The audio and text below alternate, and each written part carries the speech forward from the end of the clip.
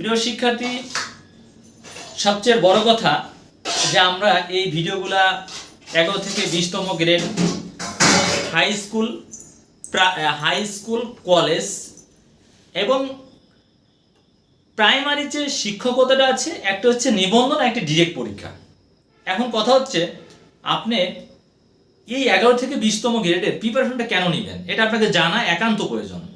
সেটা হচ্ছে আমরা যারা বিবিএ এমবিএ শেষ হন্স মাস্টার শেষ করার পরে আমরা প্রথমেই ধাক্কা দেই বাংলাদেশ সিভিল সার্ভিস এবং ব্যাংক, যেটাতে প্রশ্নের প্যাটার্নগুলা সম্পূর্ণ 11 থেকে 20তম গ্রেডের জন্য সম্পূর্ণ আলাদা। দেখেন, 70 মার্কের যে প্রশ্ন হয়, যদি আপনি পারেন তাহলে হবেন হিরো, আর যদি আপনি 70 মার্কের প্রশ্নে অ্যান্সার না করতে পারবেন তাহলে হচ্ছেন জিরো। যেমন বিশেষ পরীক্ষাতে আপনার 200 মার্কের কোশ্চেন থাকবে এবং 4টা অপশন থাকবে, সেখানে প্রশ্নের প্যাটার্ন একরকম, এটাকে বলে এমসিকিউ প্যাটার্ন। এরপরে রিটেন বেসটা বৃহৎ আকার একটা রিটেন, ঠিক তেমনইভাবে ব্যাংকের যে আপনার প্রিলিমিনারিটা আছে সেটাও কিন্তু প্রথমে প্রিলিমিনারি হবে, 4টা অপশন থাকবে, একটা দাগাইতে হবে। কিন্তু 11 থেকে 20তম গ্রেডের আপনাকে ওইখানে হইতে হবে যে অবশ্যই আপনার নাম কি সঠিক করে বলতে হবে, এবং সঠিক করে বলতে পারলেই হবে না, লিখতে হবে সঠিক করে। যেমন আমাদের কোনো বিষয়ে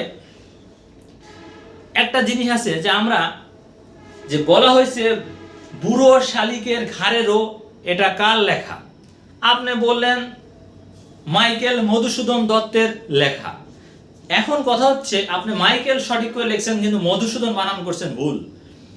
তাহলে অবশ্যই মনে রাখতে হবে যে মধুসূদন, তাহলে সঠিক করে আমাদেরকে মধু বানানটা সঠিক করতে হবে, সুদনের দীর্ঘকার ধ দন্তন্য, এটাকে আপনাকে এভাবে লিখতে হবে।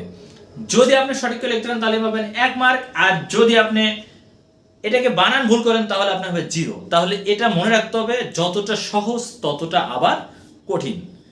এর জন্যই প্রথম থেকে আপনাকে কি করতে হবে, প্রথম থেকেই আপনাকে 11 থেকে 20তম গ্রেডের যে প্রিপারেশনের সাথে লেগে থাকতে হবে। এই যে লাগার যে ব্যাপারটা হয়, লেগে থাকতে হয় প্রথম থেকে। যখন আপনি 3 বছর বিসিএসের প্রিপারেশন নিয়েও আপনি একটা চাকরি ম্যানেজ করতে পারেন নাই, এমনকি আপনার প্রাইমারি চাকরিও হয়নি, কিন্তু ঠিক আপনার বন্ধু সে প্রথম থেকে 11 থেকে 20তম গ্রেডে প্রিপারেশন আছে এবং মন্ত্রণালয়ে দেখা যাচ্ছে সে ব্যক্তিগত সহকারী হিসেবে তার 11তম গ্রেডের চাকরি একটা হয়ে গেছে। তখন আপনি না পাচ্ছেন বিসিএসের প্রিপারেশন ছাড়তে, না পারছেন 11তম দিকে ধাবিত হতে। এর জন্যই বলতে চাই আপনাকে সঠিক ডিসিশন নিতে হবে যে আপনি বিসিএস থাকতে চান না 11 থেকে 20তম গ্রেডে আসতে চান। তাহলেই আপনি আপনার লক্ষ্যের দ্বারপ্রান্তে পৌঁছাতে পারবেন। ধন্যবাদ প্রিয় শিক্ষার্থী, আজকের ভিডিও পর্যন্তই। পরবর্তী ভিডিও দেখার জন্য বিশেষভাবে অনুরোধ করছি। ধন্যবাদ সবাইকে।